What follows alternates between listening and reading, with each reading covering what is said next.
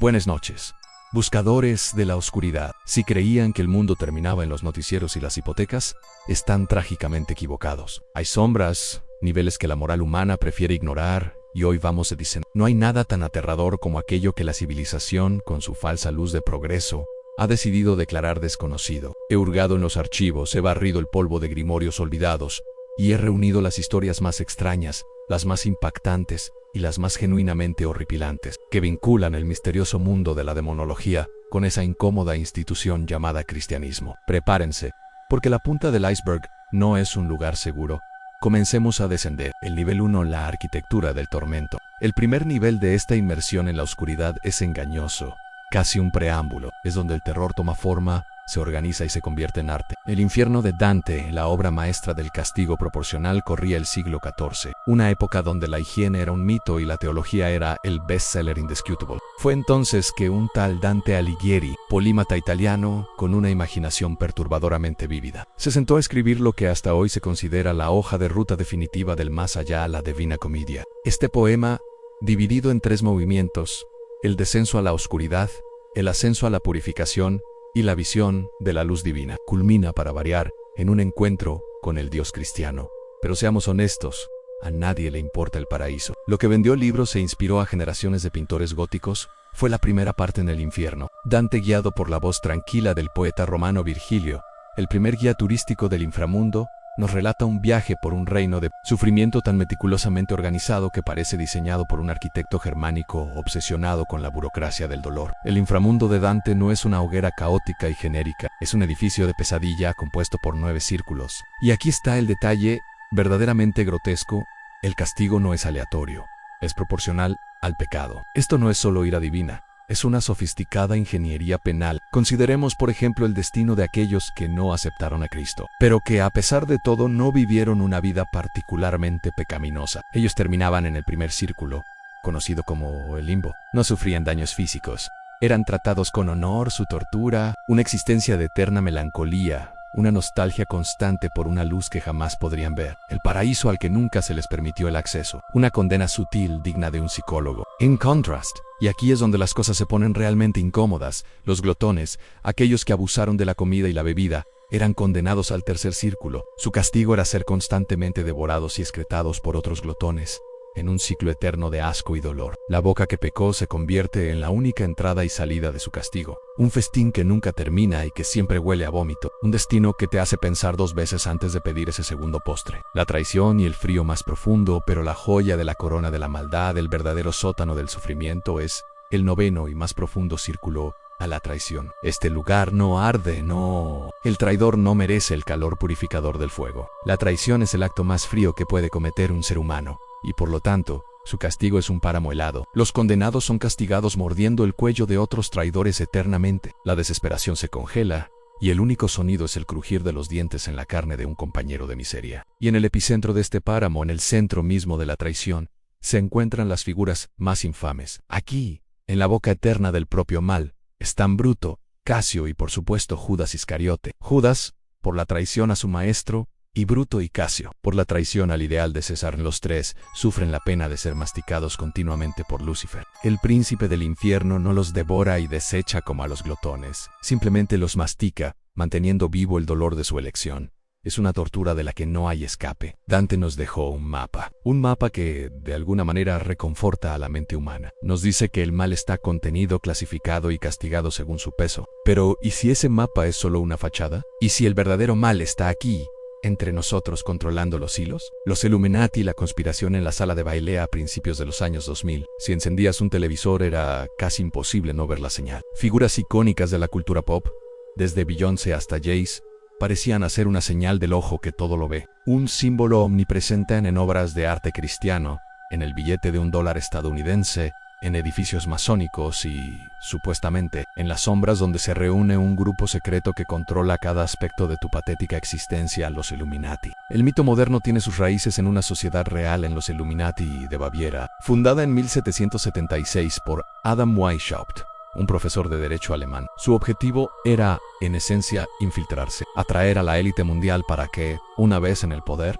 el culto pudiera influir y dirigir las decisiones políticas. Usaban símbolos inusuales como búhos, símbolo de la sabiduría o, quizás, de un profesor aburrido, y adoptaban seudónimos para pasar desapercibidos. En tan solo 9 años crecieron de 6 a varios miles de integrantes, figuras influyentes que efectivamente parecían encaminadas a gobernar el mundo. Pero, como todo buen plan secreto, falló catastróficamente. En 1785, el duque Karl Theodor de Baviera prohibió todas las sociedades secretas bajo pena de muerte. Y así, los Illuminati desaparecieron, dijo la historia oficial.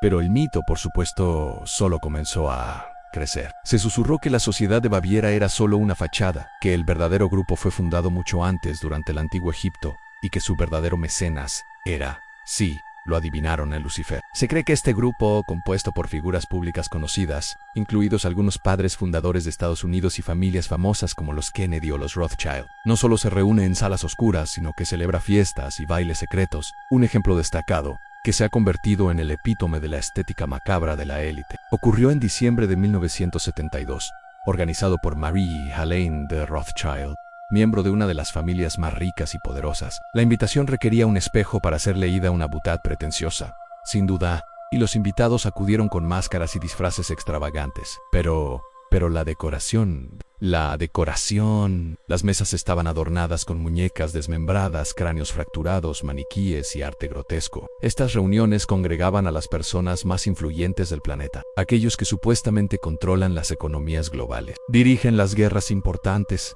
y orquestan las recesiones económicas. Su plan final, el objetivo de toda esta extravagancia macabra, es simple: desatar la Tercera Guerra Mundial para poder establecer un gobierno mundial único. Una sociedad secreta que se reúne para bailar entre cráneos, no por simple morbo, sino porque creen estar bajo la guía de un ser superior que desea el caos. Lucifer, en el ángel más brillante y el portador de la luz. Y ahora hablemos del verdadero protagonista, el arquitecto del infierno, el mecenas de las sociedades secretas, el epítome de la belleza que se volvió maldad a Lucifer. En la teología cristiana, Lucifer, cuyo nombre significa estrella de la mañana, no era una figura demoníaca desde el principio. Fue una de las primeras creaciones de Dios, descrito como la más hermosa, la más brillante, casi el gemelo del arcángel Miguel, con una posición solo superada por el propio Creador. Era un músico talentoso, cuya armonía resonaba en los cielos. Que salió mal, una cuestión de ego divino. Cuando Dios creó a los humanos, esos seres imperfectos y limitados, ordenó a todos los ángeles que los adoraran. Lucifer, con su belleza resplandeciente,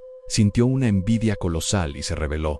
Adorar a estas criaturas de barro, jamás. Varios ángeles se unieron a su causa, la primera huelga sindical en el cielo, lo que desencadenó una guerra celestial. La batalla terminó con Lucifer y sus ángeles rebeldes expulsados, desterrados al infierno. Allí perdieron su estatus de ángeles de luz y se convirtieron en demonios oscuros. El orgullo fue su caída, una advertencia eterna sobre el peligro de la belleza sin humildad. La Biblia cristiana está llena de las payasadas de Lucifer, un sabotaje constante a los planes de Dios.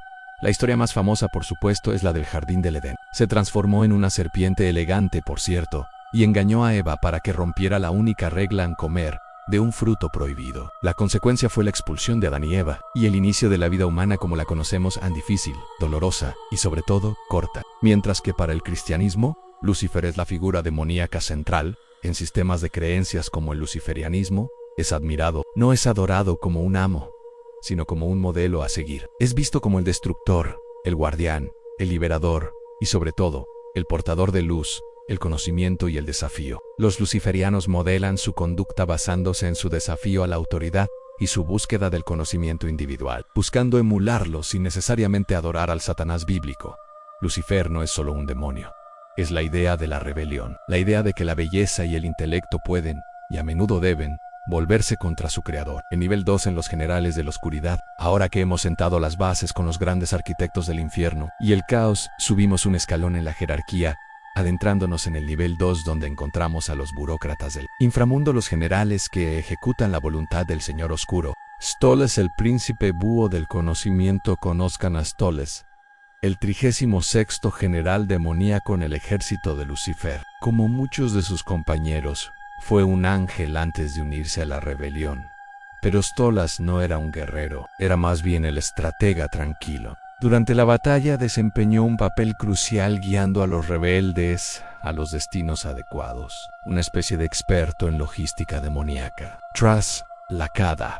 Cuando el infierno se organizó como una monarquía eficiente, Stoles fue nombrado Gran Príncipe del Infierno, con 26 legiones demoníacas bajo su mando. Cuando es invocado, una actividad que por cierto no recomiendo, aparece en la forma de un búho, que ofrece Konosu. Es conocido por compartir secretos sobre la creación de armas y venenos. Stolas es curiosamente un demonio pacifista. Prefiere expandir su conocimiento antes que luchar. Pero no se equivoquen. Un demonio con 26 legiones que conoce todos los venenos del universo sigue siendo una amenaza existencial. La paz y el conocimiento en el infierno solo sirven para hacer la guerra más efectiva. El paraíso perdido en la tragedia de la conciencia. Y si hablamos de la caída de Lucifer, debemos hablar de la obra que mejor la narra en El paraíso perdido siglo XVII, del poeta inglés John Milton. Milton, un hombre que se quedó ciego y tuvo que dictar sus más de 10.000 versos, relata no solo la caída del hombre, sino la de Lucifer. El poema comienza con el infierno ya establecido en Lucifer,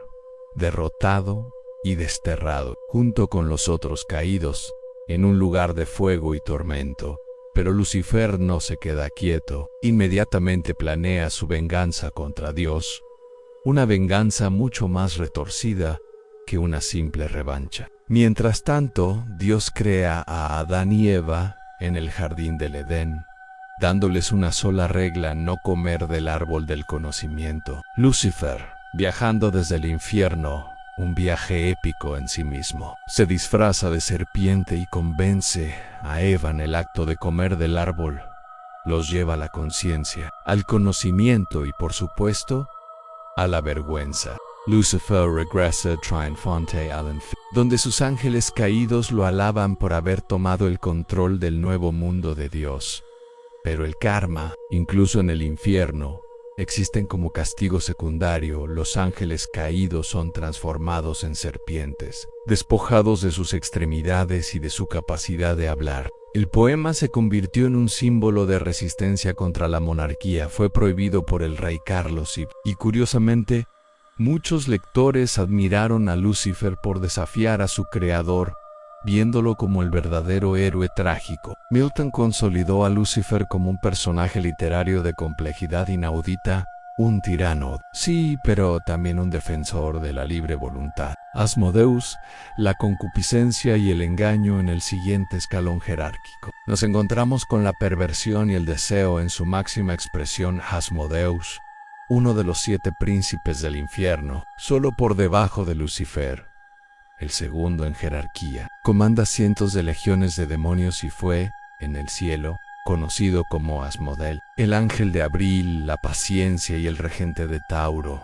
Su aspecto es una obra de arte del terror corporal. Aunque parcialmente humano, posee dientes de tiburón, una cabeza de león en su hombro izquierdo, una cabeza de cabra en su hombro derecho, cola de serpiente, alas de dragón y patas de canguro. Es una declaración estética aterradora, destinada a infundir miedo en las almas de los humanos que llegan al infierno. En el folclore judío e islámico, Asmodías es la estrella de muchas leyendas. En una de ellas, fue convocado por el rey Salomón, quien lo engañó para que construyera su templo. Un demonio de su poder obligado a hacer trabajos de construcción, el epítome de la humillación. Pero en otra leyenda, la balanza se equilibra. Asmodías expulsó a Salomón, lo arrojó lejos y ocupó su trono, gobernando Israel durante años como un usurpador demoníaco. Asmodías es la personificación de la lujuria y el juego, un maestro en distorsionar el deseo. Es el demonio al que se recurre para corromper, para incitar a la concupiscencia y para sembrar la discordia matrimonial. Pacto con el diablo, la transacción del alma. Y si hablamos de demonios con influencia terrenal, no podemos ignorar la transacción más famosa, en el pacto con el diablo. Este acuerdo es el eje de incontables obras en libros, canciones y películas. Una persona entrega su alma eterna a un demonio a cambio de juventud, conocimiento, riqueza o poder temporal. También pueden ofrecer las almas de otros o cometer asesinatos para obtener favores demoníacos. Durante las cacerías de brujas, la simple profesión de partera a menudo era suficiente para ser acusada de hacer pactos de causar la muerte de niños o de consagrarlos al demonio al nacer, una explicación simplista para la alta mortalidad infantil de la época. Pero, dejando de lado las falsas acusaciones, existen casos documentados que cimentaron la leyenda. Uno de los más tempranos es el de Johann Georg Faust, astrólogo y mago alemán del siglo XV. Faust, un hombre en búsqueda de conocimiento y placer, firmó un pacto escrito con el diablo, ofreciendo su alma a cambio de 24 años de servicio demoníaco. Faust vivió una vida de placeres desenfrenados, visitando a gobernantes y hasta al Papa. Cuando el plazo terminó, su cuerpo fue encontrado en un patio, sin ojos ni cerebro. La cuenta siempre se cobra. Otro caso escalofriante es el del pintor austríaco Christoph Heisman. En 1668, en profunda depresión, firmó 2 pactos con el diablo para ser su hijo durante 9 años a cambio de su alma. Uno de ellos estaba escrito con sangre. Cuando el plazo expiró, acudió a una iglesia, se sometió a un exorcismo y milagrosamente recuperó el pacto escrito en sangre. Comenzó a dibujar las horribles ilustraciones del demonio que había visto, pero los ataques demoníacos continuaron. Solo un segundo exorcismo y su ingreso a un monasterio le permitieron recuperar el segundo pacto y vivir el resto de su vida en la relativa seguridad de una orden sagrada. El pacto no es solo una ficción, es la aterradora idea de que, en un momento de debilidad, puedes vender algo intangible e irrecuperable a cambio de unos cuantos años de gloria.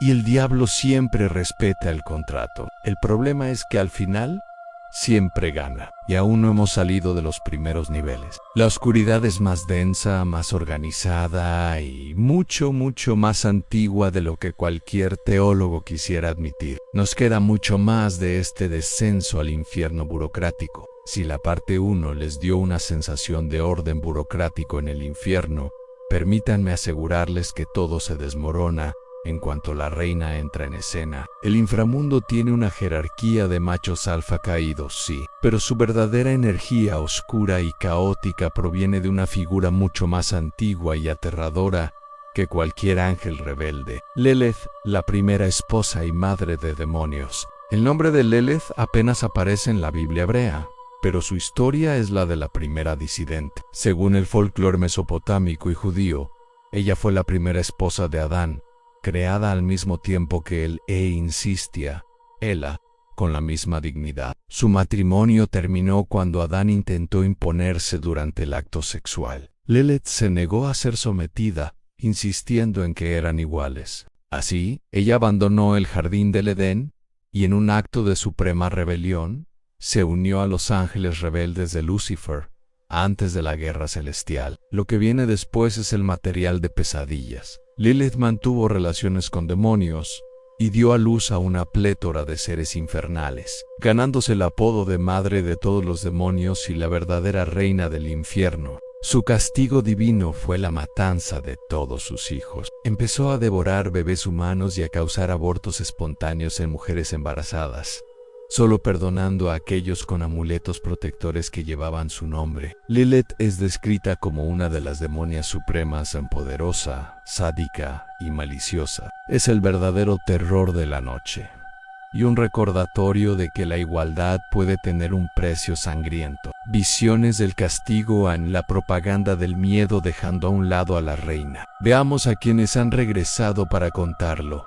O al menos eso afirman. Si quieren saber cómo es el infierno, pregunten a las evangelistas de Florida. Mary Kay Ann Baxter afirmó en 1976 que Jesús la llevó personalmente al infierno durante 30 noches y luego al cielo. El propósito, escribir un bestseller para advertir a la gente de que el infierno es real y cómo evitarlo. Ella describió el infierno con forma de mujer, por supuesto, y ofreció detalles gráficos sobre los sonidos y olores del tormento. Lo más cínico de su relato es que, mientras Jesús le mostraba todo, la gente en el infierno le clamaba ayuda, pero Jesús les respondía que ya era demasiado tarde. Un verdadero viaje de ventas, sin duda. Años más tarde, La ecuatoriana Angélica Zambrano afirmó haber muerto durante 23 horas y haber realizado 4 viajes de Turismo Infernal con Jesús. Ella asegura haberse encontrado con celebridades como Whitney Houston, el Papa Juan Pablo II, Michael Jackson y Selena. Lo más controvertido es su relato sobre Selena, quien supuestamente le suplicó que le dijera a la gente que dejara de escuchar sus canciones, ya que cada vez que sonaban, ella era torturada por demonios. Peor aún, Angélica afirmó haber visto a un niño en el infierno por haber visto caricaturas como Ben 10 y Pokémon. En el infierno de Angélica, los demonios no están siendo castigados, están gobernando y obligando a Michael Jackson a hacer el moonwalk. En resumen, el infierno es tan absurdo como la vida. La jerarquía y el catálogo de la oscuridad para los ocultistas. El infierno no es un lugar de visiones evangélicas, sino un manual técnico. Ars Goetia, el anuario del mal. El Ars Goetia es el primer libro del manual mágico, la llave menor de Salomón, compilado a mediados del siglo XVII. Es el ranking oficial de los demonios más poderosos del infierno, clasificados por jerarquía desde el rey hasta el presidente. Contiene un total de 72 espíritus demoníacos, algunos ángeles caídos y otros demonios puros. El Ars Goetia es el anuario definitivo del infierno, ofreciendo descripciones detalladas, atributos únicos y el número de legiones que comanda cada demonio. Es la base para cualquiera que desee invocar, o peor aún, intentar controlar a estas entidades. Legionan la conciencia colectiva. La palabra legión proviene del término militar romano para 3.0 a 6.0 hombres. En demonología, una legión es un demonio que es, en realidad, un grupo de 6.666 espíritus malignos combinados en uno solo. Actúan como una mente colectiva, sabiendo siempre lo que el otro está pensando. Originalmente eran multitudes de ángeles en el cielo que siguieron a Lucifer, devorando las alas de sus adversarios durante la rebelión. Estos son los demonios que los 72 señores envían para infestar y poseer a humanos y animales. La Biblia cuenta la historia de un hombre poseído que le dijo a Jesús: «Mi nombre es Legión, porque somos muchos». Son el caos concentrado en un solo nombre. Diccionario infernal, la ilustración del horror. Finalmente, el Diccionario infernal, publicado por Jacques Collin de Plancy en 1818,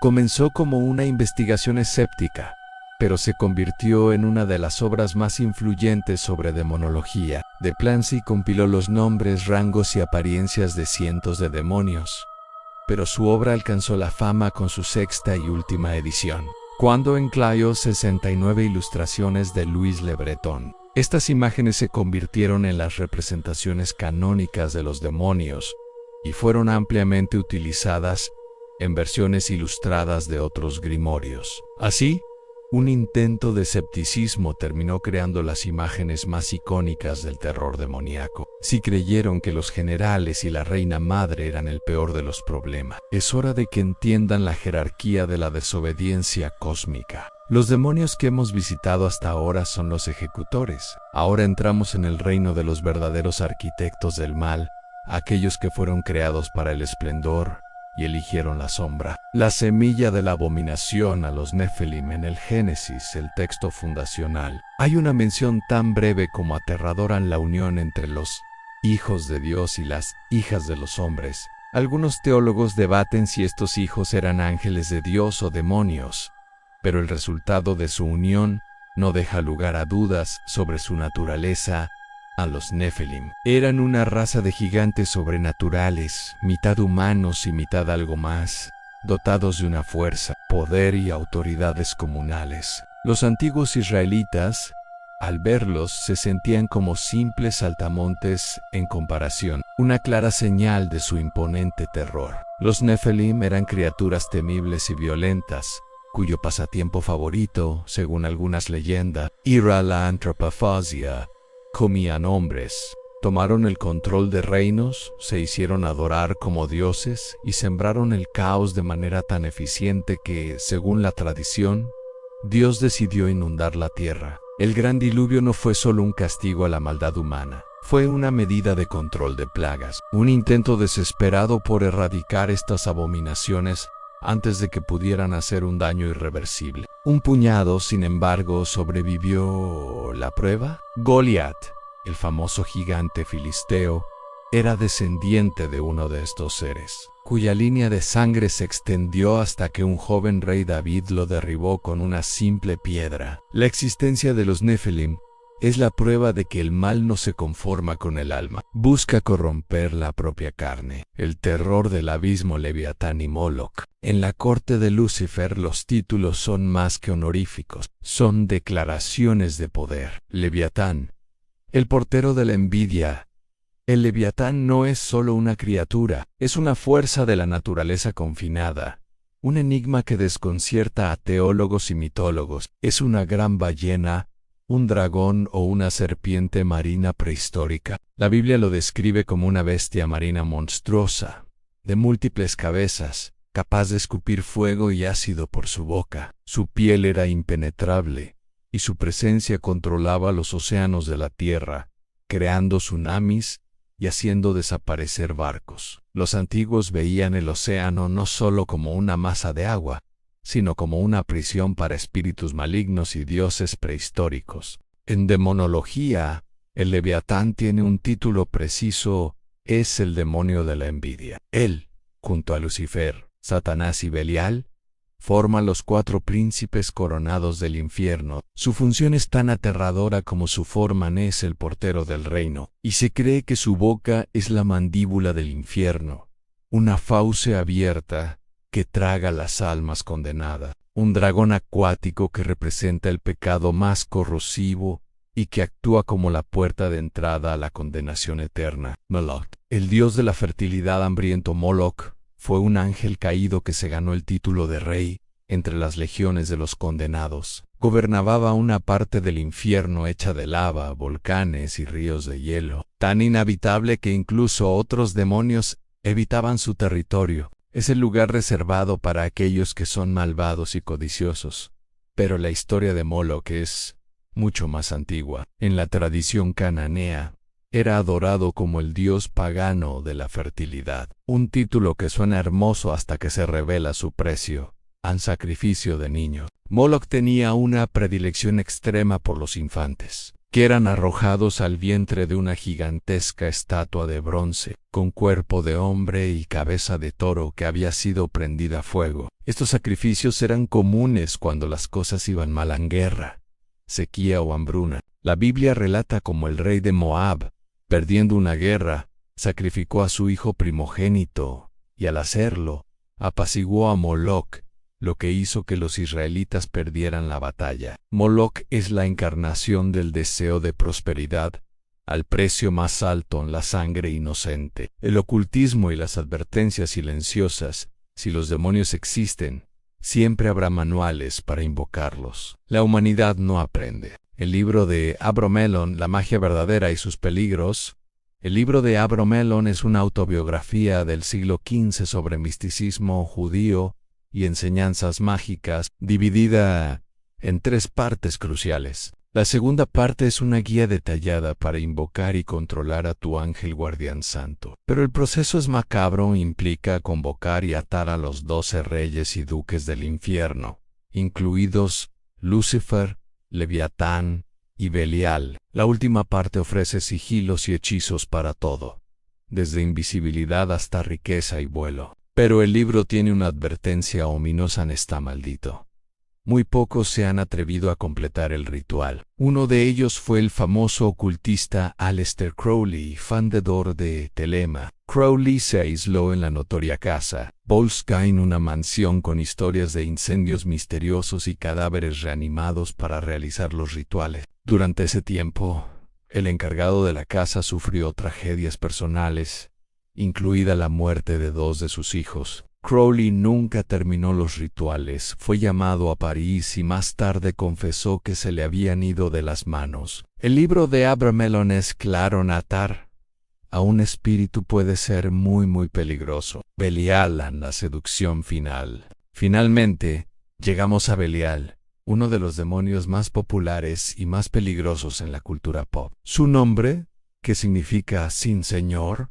Ya es una declaración de intenciones. Belial fue creado inmediatamente después de Lucifer, y su caída no fue por envidia, sino por su rechazo absoluto a la autoridad. Se negó a postrarse ante Cristo y despreció la ley divina. Es el demonio de la perversidad, la mentira y la inutilidad. Es astuto, persuasivo y utiliza la seducción intelectual para corromper. Es el maestro de la apariencia, capaz de manifestarse como un ángel de gran belleza para engañar a los incautos. En la jerarquía comanda 80 legiones de espíritus y es uno de los 4 príncipes coronados. Es el demonio al que se recurre para obtener influencia política y social. Su especialidad es convencer a los hombres de que el camino más fácil y placentero es siempre el correcto. Belial no te asusta, te seduce, te convence de que todo lo que haces está justificado, y cuando despiertas, ya no queda nada de tu alma. La historia de Belial es la prueba de que el mal no siempre viene con cuernos y fuego. A veces viene con promesas dulces y una lógica impecable invitándote a renunciar a todo lo que da significado a tu existencia.